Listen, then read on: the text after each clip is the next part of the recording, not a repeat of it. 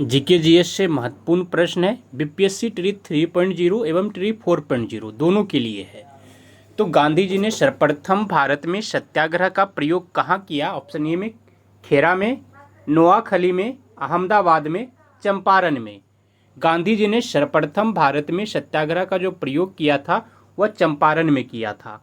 तो option D इसका सही है। कब? तो 1917 में। नील विद्रोह यानी किसानों को 1 बीघा में कम से कम 3 कट्ठे में नील की खेती करना आवश्यक कर दिया था सरकार ने, उसी के विरोध में।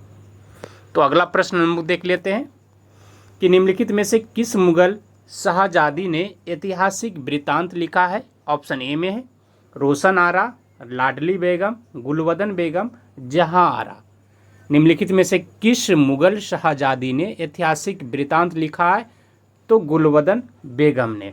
ऑप्शन सी इसका सही उत्तर हो जाएगा। अगला प्रश्न हम देख लेते हैं कि भारत द्वारा क्योटो प्रोटोकॉल की कौन सी प्रतिबद्धता अवधि की पुष्टि की गई है? ऑप्शन ए में चौथी है, बी में तीसरी है, सी में दूसरी है और डी में पहली है। भारत में क्योटो प्रोटोकॉल तो कौन सी हो जाएगी? दूसरी हो जाएगी। ऑप्शन सी इसका सही उत्तर है। अगला प्रश्न हम देख लेते हैं कि पृथ्वीराज विजय के रचयिता कौन है? ऑप्शन ए में पंडित जीवाधर, केशवदास, राजशेखर, जयानक। तो पृथ्वीराज विजय का रचयिता कौन है? जयानक है। ऑप्शन डी इसका सही। अगला प्रश्न है कि अंतर्राष्ट्रीय मुद्रा कोष का मुख्यालय कहाँ है? ऑप्शन ए में वाशिंगटन में, जिनेवा में, न्यूयॉर्क में, वियना में। अंतर्राष्ट्रीय मुद्रा कोष का मुख्यालय कहाँ है? सही उत्तर हो जाएगा इसका वाशिंगटन में है। ऑप्शन ए इसका सही उत्तर है। अगला प्रश्न है कि अंतरिक्ष में प्रक्षेपित प्रथम कृत्रिम उपग्रह कौन सा था? ऑप्शन ए में है आर्यभट्ट है, सैल्यूट 1 है, लूना 1 है, स्पुतनिक 1 है। अंतरिक्ष में प्रक्षेपित प्रथम कृत्रिम उपग्रह कौन सा था? तो स्पुतनिक 1। ऑप्शन डी इसका सही उत्तर हो जाएगा। अगला प्रश्न है किसी उत्पाद को इको मार्क का प्रमाणन का मतलब है कि यह उत्पाद ऑप्शन ए में किफ़ायती कीमत वाला है, पर्यावरण के अनुकूल है, अच्छी किस्म का है, नष्ट होने वाला नहीं है। किसी उत्पाद को इको मार्क का प्रमाण का मतलब है कि पर्यावरण के अनुकूल है। तो ऑप्शन बी इसका सही उत्तर है। अगला प्रश्न है कि द्रव्यमान ऊर्जा समतुल्यता का संबंध E बराबर mc स्क्वायर का प्रतिपादन किसने किया? ऑप्शन ए में है max Planck, Einstein, Newton, hertz. द्रव्यमान ऊर्जा समतुल्यता का संबंध E बराबर mc स्क्वायर का प्रतिपादन जो है वह आइंस्टीन ने किया है। तो ऑप्शन बी इसका सही उत्तर है। अगला प्रश्न है कि विद्युत फ्यूज में इस्तेमाल किए जाने वाला पदार्थ टीन और सीसा का एक मिश्र धातु होता है। इस मिश्र धातु में ऑप्शन ए में उच्च विशिष्ट प्रतिरोध एवं निम्न गलनांक होना चाहिए, बी में निम्न विशिष्ट प्रतिरोध एवं उच्च गलनांक होना चाहिए, सी में है निम्न विशिष्ट प्रतिरोध एवं निम्न गलनांक होना चाहिए, डी में उच्च विशिष्ट प्रतिरोध एवं उच्च गलनांक होना चाहिए। तो सही उत्तर हो जाएगा उच्च विशिष्ट प्रतिरोध एवं निम्न गलनांक होना चाहिए। ऑप्शन ए इसका सही उत्तर है। अगला प्रश्न हम देख लेते हैं कि एक चिकित्सक द्वारा प्रयुक्त होने वाला स्टेथोस्कोप किस परिघटना पर आधारित है? ऑप्शन ए में ध्वनि तरंग का बहुपरावर्तन, बी में है ध्वनि तरंग का प्रकीर्ण, सी में ध्वनि तरंगों का अपवर्तन, डी में उपयुक्त में से कोई नहीं। सही उत्तर हो जाएगा इसका ध्वनि तरंगों का बहुपरावर्तन। ऑप्शन ए इसका सही उत्तर है।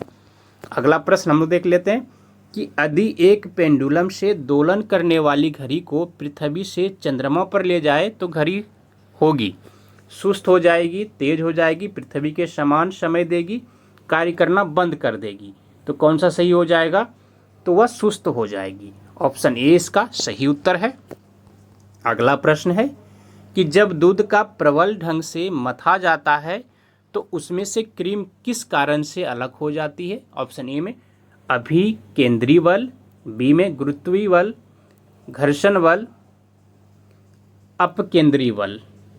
तो सही उत्तर हो जाएगा अपकेंद्री बल के कारण।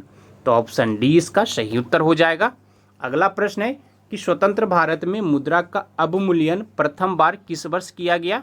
ऑप्शन ए में 1949 में, 1966 में, 1969 में, 1975 में। स्वतंत्र भारत में मुद्रा का अवमूल्यन प्रथम बार किस वर्ष किया गया? तो वह 1949 में किया गया था। ऑप्शन ए इसका सही उत्तर है। अगला प्रश्न है कि राष्ट्रीय गान प्रथम बार कांग्रेस के किस अधिवेशन में गाया गया? ऑप्शन ए में लाहौर अधिवेशन 1929 ईस्वी में, बी में कलकत्ता अधिवेशन 1911 में, सी में सूरत अधिवेशन 1907 में, डी में दिल्ली अधिवेशन 1947 में। राष्ट्रीय गान प्रथम बार कांग्रेस के कलकत्ता अधिवेशन में 1911 में गाया गया था।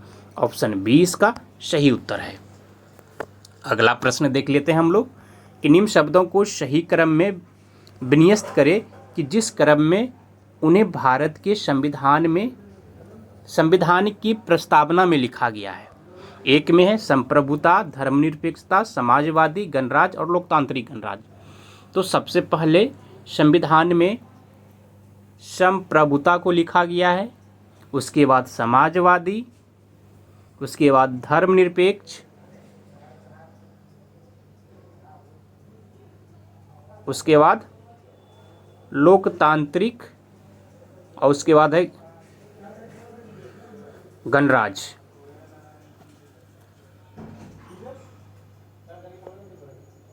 तो इस हिसाब से ऑप्शन कौन सा सही हो जाता है? Option D. पहले संप्रभुता, समाजवादी, धर्मनिरपेक्ष, लोकतांत्रिक, गणराज्य। तो ऑप्शन डी इसका सही उत्तर है। अगला प्रश्न हम लोग देख लेते हैं कि जब प्रकाश की तरंगे वायु से कांच में होकर गुजरती है तब कौन सी परिवर्त प्रभावित होंगे? ऑप्शन ए में है तरंगदैर्घ्य, आवृत्ति तथा वेग, बी में केवल वेग तथा आवृत्ति, सी में केवल तरंगदैर्घ्य तथा आवृत्ति, डी में केवल तरंगदैर्घ्य तथा वेग। जब प्रकाश की तरंगे वायु से कांच में होकर गुजरती है तब कौन से परिवर्त प्रभावित होंगे? तो इसका सही उत्तर हो जाएगा केवल तरंगदैर्घ्य तथा वेग। ऑप्शन डी इसका सही उत्तर है। अगला प्रश्न है कि प्रकाश वोल्टीय सेल के प्रयोग से सौर ऊर्जा का रूपांतरण करने से निम्नलिखित में से किसका उत्पादन होता है? ऑप्शन ए में प्रकाशीय ऊर्जा का, उष्मीय ऊर्जा का, विद्युत ऊर्जा का, यांत्रिक ऊर्जा का। प्रकाश वोल्टीय सेल के प्रयोग से सौर ऊर्जा का रूपांतरण करने से विद्युत ऊर्जा का उत्पादन होता है। तो ऑप्शन सी इसका सही उत्तर है। अगला प्रश्न हम लोग देख लेते हैं कि आकाश किस कारण से नीला होता है? ऑप्शन ए में है सूर्य के प्रकाश का परावर्तन के कारण, सूर्य के प्रकाश का अपवर्तन, और सी में वायुमंडल से सूर्य के प्रकाश के लघुतर तरंगदैर्घ्य का प्रकीर्णन, और डी में वायुमंडल में सूर्य के प्रकाश के दीर्घतर तरंगदैर्घ्य का प्रकीर्णन। तो इसका सही उत्तर हो जाएगा ऑप्शन सी, वायुमंडल से सूर्य के प्रकाश के लघुतर तरंगदैर्घ्य का प्रकीर्णन। तो ऑप्शन सी इसका सही उत्तर है। अगला प्रश्न हम लोग देख लेते हैं कि किसी माइक्रोफोन में ऊर्जा स्थानांतरण होता है। ऑप्शन ए में ध्वनि से विद्युत को, विद्युत से ध्वनि को, यांत्रिक से ध्वनि को, ध्वनि से यांत्रिक को।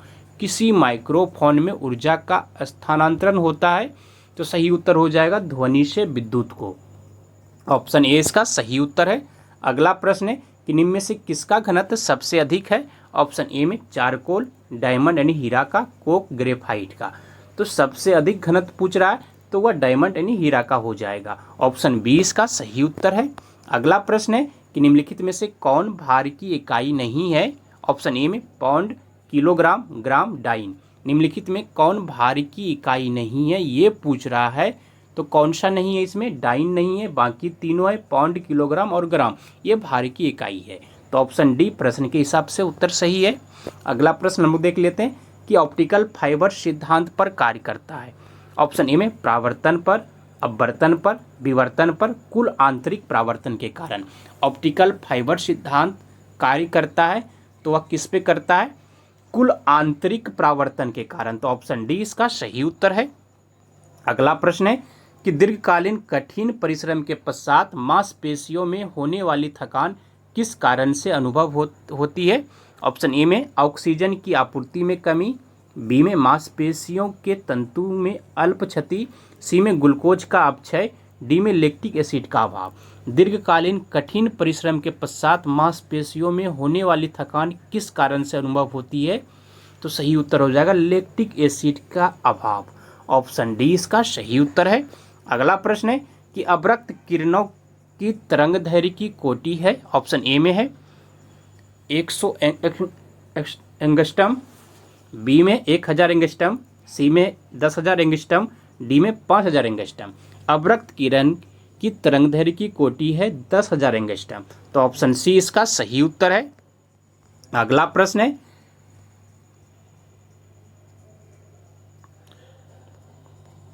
स्फिगोमेनोमीटर चिकित्सकीय उपकरण का उपयोग किसके परीक्षण के लिए किया जाता है? ऑप्शन ए में हार्मोन क्रिया, ब्रेन ट्यूमर, आंत का कार्य, रक्तचाप।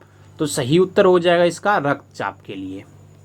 अगला प्रश्न हम लोग देख लेते हैं कि अम्ल का स्वाद होता है। ऑप्शन ए में है मीठा, नमकीन, खट्टा, तीखा। अम्ल का स्वाद होता है खट्टा होता है। ऑप्शन सी इसका सही उत्तर है। अगला प्रश्न है कि लाल रक्त का आकार होता है। ऑप्शन ए में है गोलाकार, उत्तलाकार, अनियमिताकार, उभयावतल। लाल रक्त का आकार होता है कैसा? तो उभयावतल। ऑप्शन डी इसका सही उत्तर है। अगला प्रश्न है कि एक वयस्क मनुष्य में रक्त की औसत मात्रा होती है। ऑप्शन ए में 3 से 4 लीटर, 4 से 5 लीटर, 5 से 6 लीटर, 7 से 6 लीटर। एक वयस्क मनुष्य में रक्त की औसत मात्रा होती है, तो सही उत्तर हो जाएगा 5 से 6 लीटर। ऑप्शन सी इसका सही उत्तर है। अगला प्रश्न है गैस टरबाइन आधारित है। ऑप्शन ए में कार्नो चक्र पर, रेनकाइन चक्र पर, ब्रेनटॉन चक्र पर, किरचॉफ चक्र पर। गैस टरबाइन आधारित है किस पर? तो वह ब्रेटॉन चक्र पर। ऑप्शन सी इसका सही उत्तर हो जाएगा। अगला प्रश्न है कि जल की समशुद्धि में कौन सा रसायन प्रयुक्त होता है? ऑप्शन ए में potassium sulphate, potassium permanganate, sulphuric अम्ल, नाइट्रिक अम्ल। जल की समशुद्धि से में कौन सा रसायन प्रयुक्त होता है? तो वह पोटेशियम परमैंगनेट होता है। ऑप्शन बी इसका सही उत्तर है। अगला प्रश्न है दूध का उदाहरण है। ऑप्शन ए में है निलंबन का, जेल का, इमल्सन का, फेन का। दूध जो है वह इमल्सन का उदाहरण है, तो ऑप्शन सी इसका सही उत्तर है। अगला प्रश्न है कि अम्ल वर्षा मुख्यतः किस गैस के कारण होती है? ऑप्शन ए में NO, CO2, SO2, CO, तो SO2 के कारण होता है। ऑप्शन सी इसका सही उत्तर है। अगला प्रश्न है कि सन 1905 में बंगाल के विभाजन की घोषणा निम्नलिखित में से किस कारण से की गई? ऑप्शन ए में प्रशासनिक सुधार से, कांग्रेस आंदोलन को विघटित करना, करजन की व्यक्तिगत इच्छा से, एक मुस्लिम बहुल प्रांत की स्थापना। सन 1905 में बंगाल के विभाजन की घोषणा निम्नलिखित में से किस कारण से की गई थी? तो इसका सही उत्तर हो जाएगा कि एक मुस्लिम बहुल प्रांत की स्थापना।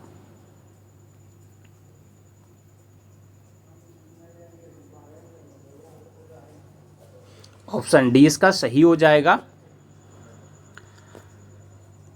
अगला प्रश्न हम देख लेते हैं कि दक्षिण भारत की कौन सी भाषा सर्वाधिक प्राचीन है? ऑप्शन ए में तेलुगु, मलयालम, कन्नड़, तमिल। दक्षिण भारत का पूछ रहा है कौन सा भाषा सर्वाधिक प्राचीन है, तो तमिल है। ऑप्शन डी इसका सही उत्तर हो जाएगा। अगला प्रश्न है कि प्रत्येक दिन सूर्योदय और सूर्यास्त के समय अपना रंग बदलकर लाल हो जाने वाला आयर्स रॉक किस देश में स्थित है? ऑप्शन ए में कनाडा, इटली, ऑस्ट्रेलिया, नॉर्वे। तो सही उत्तर इसका हो जाएगा ऑप्शन सी, ऑस्ट्रेलिया में है आयर्स रॉक। अगला प्रश्न देख लेते हैं हम लोग कि निम्न में से कौन दर्रा श्रीनगर और लेह राजमार्ग को जोड़ता है? ऑप्शन ए में है नाथुला, जोजिला, बारामूला, सिपकी। निम्न में से कौन दर्रा श्रीनगर लेह राजमार्ग को जोड़ता है? तो इसका सही उत्तर हो जाएगा ऑप्शन बी, जोजिला। अगला प्रश्न हम लोग देख लेते हैं कि किस राज्य का सचिवालय भवन राइटर्स बिल्डिंग के नाम से जाना जाता है? ऑप्शन ए में गुवाहाटी, पश्चिम बंगाल, महाराष्ट्र, उड़ीसा। तो इसका सही उत्तर हो जाएगा ऑप्शन बी, पश्चिम बंगाल। अगला प्रश्न देख लेते हैं हम लोग कि निम्न में से कौन दमन और द्वीप को अलग करती है। ऑप्शन ए में है खंबात की खाड़ी, कच्छ की खाड़ी, नर्मदा नदी, माही नदी। निम्न में से कौन दमन और द्वीप को अलग करती है, तो सही उत्तर हो जाएगा इसका खंबात की खाड़ी। ऑप्शन ए इसका सही उत्तर है। अगला प्रश्न है कि कहाँ की संसद का नाम नेशनल कांग्रेस है। ऑप्शन ए में ब्राजील है, कोरिया है, चिली है, अर्जेंटीना है। तो सही उत्तर इसका हो जाएगा चिली। अगला प्रश्न है कि डायनामाइट बनाने में किस द्रव का प्रयोग किया जाता है। ऑप्शन ए में नाइट्रोग्लिसरीन, लैक्टिक अम्ल, ओलिक अम्ल, मेलाइक अम्ल। डायनामाइट बनाने के लिए किस द्रव का प्रयोग किया जाता है, तो नाइट्रोग्लिसरीन का। ऑप्शन ए इसका सही उत्तर है। अगला प्रश्न है कि रेडियोधर्मिता की खोज किसने की। ऑप्शन ए में है Henri Becquerel, Satyendranath Bose, Jons Jacob Berzelius, Albert Einstein. तो रेडियोधर्मिता की खोज हेनरी बेक्यूरेल ने किया था। तो ऑप्शन ए इसका सही उत्तर है। धन्यवाद आप सभी को। जय हिंद। मिलते हैं अगले दिन फिर जीके जीएस के महत्वपूर्ण प्रश्नों के साथ।